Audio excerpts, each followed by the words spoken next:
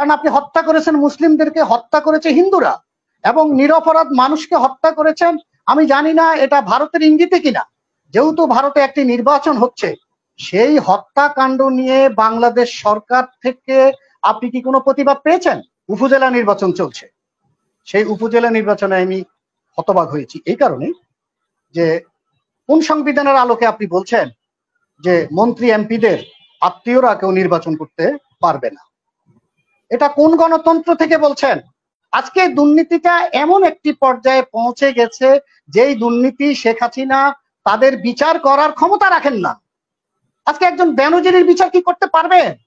হাজার হাজার কোটি টাকার দুর্নীতির অভিযোগ এসছে, পারবেন না। কারণে বলি, এই পুরস্কার দিয়ে আপনি ওনাকে শুদ্ধাচার করেছেন, পবিত্র করেছেন, আর আমার রাষ্ট্রটাকে আপনারা অপবিত্র করেছেন। আজকে বেনজিরের বিচার যদি না হয়, তাহলে বাংলাদেশটাকে সোনার উপর পানি দিয়ে বাংলাদেশটাকে ধুইতে হবে। বলার স্পেস কতটুকু আছে আমি জানি না।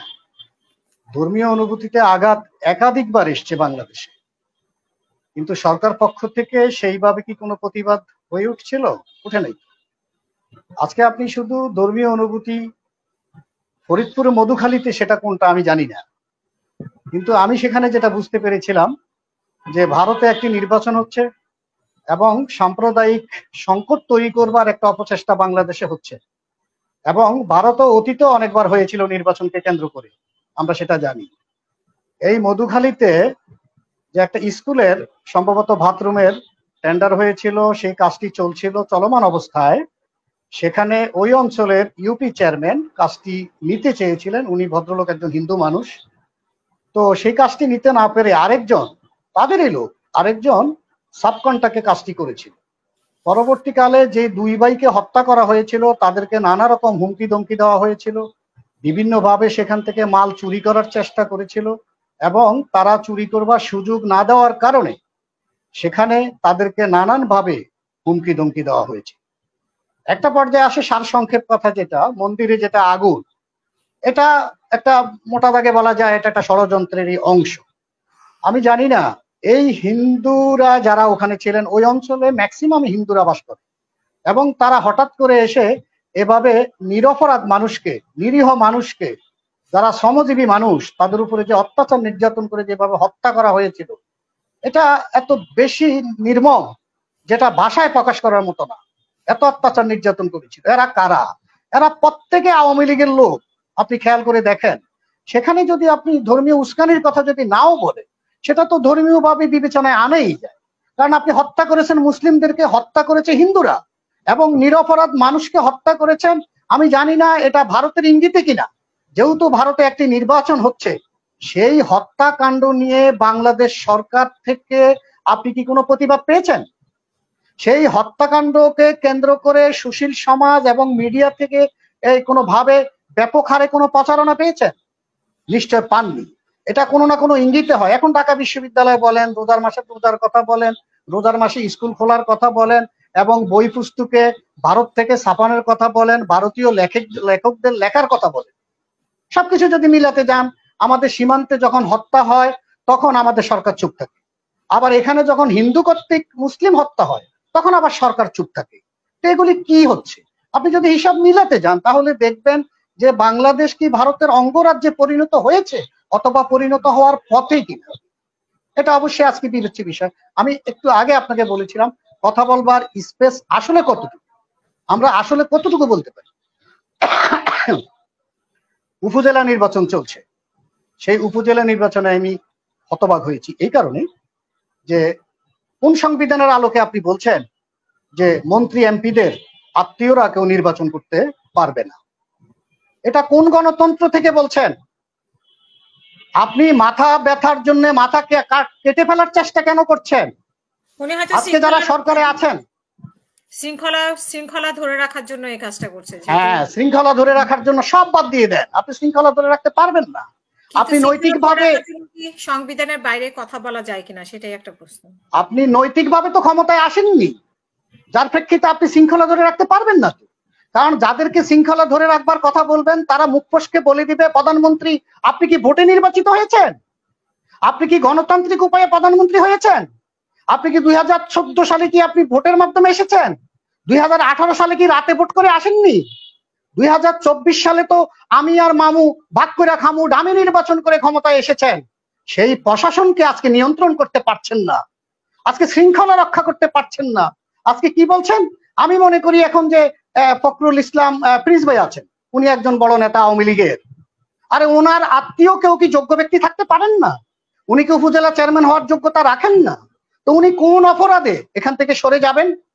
এটা একমাত্র কারণ কি, যে শেখ হাসিনা যা চাইবেন তাই হবে, এক ব্যক্তি শাসন ব্যবস্থায় যা ঘটবার তা ঘটে, বাংলাদেশের জনগণের প্রতি শেখ হাসিনার সামান্য দরদ নেই, গণতন্ত্র মনা নেই, এবং সামান্যতম যেটা কি বলা যায় যে ভালোবাসা বা কি বলা যায় এটাকে যে সিম্পিতি যেটাকে বলেন সেটা নাই। তাহলে কি হচ্ছে, আওয়ামী লীগের একটা শ্রেণীও সেখান থেকে কিছু পায় না। এখন এরকম একটি পরিস্থিতি বাংলাদেশে বিরাজ করছে। আপনি আওয়ামী লীগের তৃণমূলে অনেক নেতাদের সাথে কথা বলবেন, তারা উচ্চস্বরে বলবার চেষ্টা করে বাংলাদেশে যে শাসন চলছে এটা চলতে পারে না, এটা হতে পারে না, একটা দুর্নীতি পরায়ণ সরকার বাংলাদেশে চলছে। আজকে দুর্নীতিটা এমন একটি পর্যায়ে পৌঁছে গেছে যেই দুর্নীতি শেখ হাসিনা তাদের বিচার করার ক্ষমতা রাখেন না।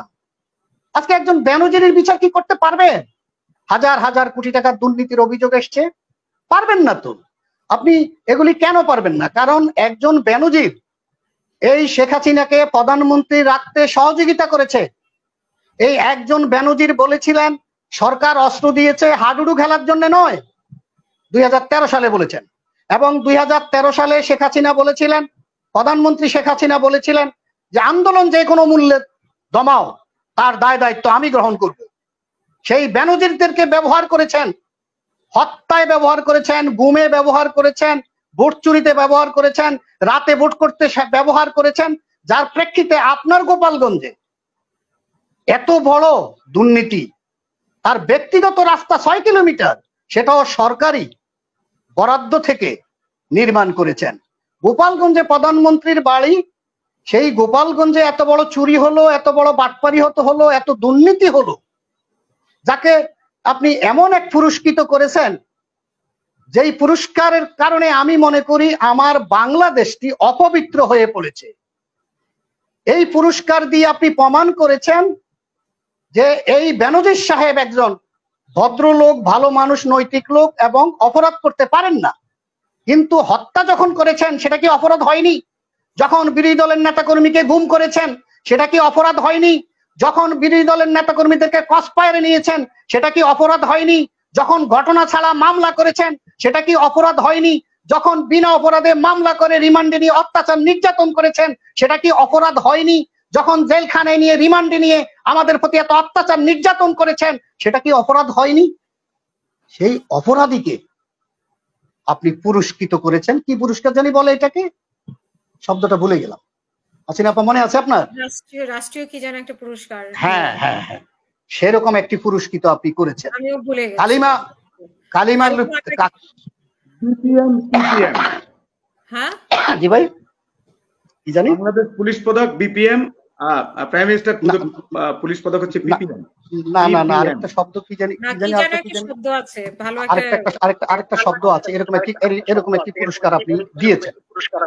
এখন এই পুরস্কারটির মানেটা হলো এই ভদ্রলোক নিরপরাধ মানুষ, এই ভদ্রলোক একজন নৈতিক মানুষ, এই ভদ্রলোক একজন ভালো মানুষ। হ্যাঁ, সম্মানসূচক একটা দিয়েছেন ওনাকে। সম্মানসূচক, আমি এই শব্দটি হারিয়ে ফেলছি, এটা খুব মুখস্থ, সকলেই জানে, সকলের মুখে মুখে আছে এই শব্দটি। কয়েকদিন আগে বেনজির সাহেবও বক্তব্য দিয়ে ওই শব্দটি ব্যবহার করেছেন যে আমি তো এই পুরস্কারে ভূষিত হয়েছি। এটা দিয়ে উনি প্রমাণ করতে চেয়েছেন যে আমার দ্বারা কোনো অপরাধ হতে পারে না। কিন্তু অপরাধগুলি আজকে সারা দেশের মানুষ জানে, সারা পৃথিবীর মানুষ জানে। এমনকি বিএনপিরা শুধু সমালোচনা করে তা কিন্তু না, আমি কনফার্মলি বলতে পারি এই ফখরুল ইসলাম প্রিন্স ভাই উনিও সমালোচনা করেন, আমি নিশ্চিত উনি সমালোচনা করেন। যেটা হতে পারে না, এত দুর্নীতি হতে পারে না। এখন উনি বলছেন যে অপেক্ষা করার জন্য আরো কিছু দেখবেন, আরো কিছু দেখবেন বলতে শুদ্ধাচার পুরস্কার। হ্যাঁ, উনি শুদ্ধাচার পুরস্কার, অর্থাৎ আমি এই কারণেই বলি এই পুরস্কার দিয়ে আপনি ওনাকে শুদ্ধাচার করেছেন, পবিত্র করেছেন, আর আমার রাষ্ট্রটাকে আপনারা অপবিত্র করেছেন। আজকে বেনজিরের বিচার যদি না হয় তাহলে বাংলাদেশটাকে সোনার উপর পানি দিয়ে বাংলাদেশটাকে ধুইতে হবে, নাহলে এই বাংলাদেশ কখনোই আর কখনো পবিত্র হবে না। শুদ্ধাচার পুরস্কার দিয়েছেন তাকে, একজন অপরাধীকে, একজন চোরকে, একজন বাটপারকে, একজন বদমাশকে, একজন দুর্নীতিবাজকে, যিনি নির্বিচারে মানুষ হত্যা করেছে। যিনি শাপলা চত্বরে অত্যাচার করেছে, নির্যাতন করেছে, সে আলেম ওলামাদেরকে উচ্ছেদ করেছে, সেখানে নির্মম ভাবে তাদেরকে হত্যা করেছে, তাদের প্রতি নির্যাতন করেছে, এই ভদ্রলোক এই শুদ্ধাচার পুরস্কার পায়। এটা একটা জাতির জন্য লজ্জার, আমাদের সকলের জন্য লজ্জার, এটা আওয়ামী লীগের জন্য লজ্জার। পট পরিবর্তন আজ হোক কাল হতে পারে, সেদিনও আবার এইরকম ঘটনা ঘটবে, সেটা তো আমরা প্রত্যাশা করি না। এই দলীয়করণী পুলিশ, এই গোপালগঞ্জের ভদ্রলোক পুলিশ, আর গোপালগঞ্জে শেখ হাসিনার অঞ্চলেই জমি দখল করে, জমি কিনে সেখানে এক রাত্রি যাপন করতে হলে 15,000 টাকা লাগে। সেখানে কারা যায় আমরা সেটাও তো জানি, কারা কারা সেখানে গিয়ে রাত্রি যাপন করে। সেই কপতিদেরকে আজকে অবৈধভাবে রাত্রি যাপনের ব্যবস্থা আপনারা করেছেন। একটা সরকার এত বছর ধরে 400 বিঘা জমি দখল করে একটি রিসোর্ট করলো, অথচ সরকার জানে না। সরকার বা আওয়ামী লীগ যদি এই ঘটনাটা না জানে, তাহলে স্পষ্ট করে বলা যায় বাংলাদেশে সত্যিকার অর্থে কোনো সরকার নাই, এটাই স্পষ্ট। কাজেই আমরা মনে করি বাংলাদেশটা যেইভাবে চলছে একটি নৈতিক ভিতের উপরে আসা উচিত। এইভাবে একটি রাষ্ট্র ব্যবস্থা চলতে পারে না। আমরা বিএনপি যারা আছে, গণতন্ত্র মনা যারা আছে, বিভিন্ন দলের যারা গণতন্ত্রের পক্ষে কথা বলে, তাদেরকে কোণঠাসা করে আটকিয়ে রেখেছেন, কিন্তু এটা আমরা ক্ষতিগ্রস্ত হচ্ছি। আওয়ামী লীগ যারা করেন, আপনারা ক্ষতিগ্রস্ত হচ্ছেন না মনে করেন? আপনারাও ক্ষতিগ্রস্ত হচ্ছেন। রাষ্ট্র কি ক্ষতিগ্রস্ত হচ্ছে না? রাষ্ট্রটাও তো ক্ষতিগ্রস্ত হচ্ছে। আমি তো মনে করি সময়ের আবর্তে, সময়ের নিজস্ব শক্তির বিনিময়ে এক সময় আওয়ামী লীগকে এটার চরম মূল্য দিতে হবে। সেই কারণে বলি, রাষ্ট্রটিকে রাষ্ট্রের মতো করে চালান, গণতন্ত্রটাকে ফিরিয়ে দেন, জনগণের ভোটাধিকার ফিরিয়ে দেন, আন্দোলন করবার সুযোগ দেন, সংবিধান অনুযায়ী দেশটাকে পরিচালনা করেন। সংবিধান নিজের মতো করে লিখে সেই সংবিধান বাংলাদেশের জনগণ চায় না। আমরা চাই বাংলাদেশে গণতান্ত্রিক পদ্ধতিতে জনগণের ভোটাধিকার মাধ্যমে রাষ্ট্র ব্যবস্থার পরিবর্তন হবে। জনগণ যাদেরকে ক্ষমতায় দেখতে চাইবে তারাই ক্ষমতায় থাকবে, সেটা যেই দলে হোক। আমরা তাদেরকে সাধুবাদ জানাইবো। আমরা কতদিন বাঁচবো, আমাদের সন্তানদের জন্য একটি নিরাপদ বাংলাদেশ রেখে যাওয়া দরকার। যেই কারণে বাংলাদেশে মুক্তিযুদ্ধ হয়েছিল। আপনাকে হাসিনা আপা বলি, হয়তো আমার সময় কি শেষ কিনা আমি জানি না, আপনার এখানে শেষ করব আমি, ঠিক আছে, পরবর্তী সুযোগ পাবো।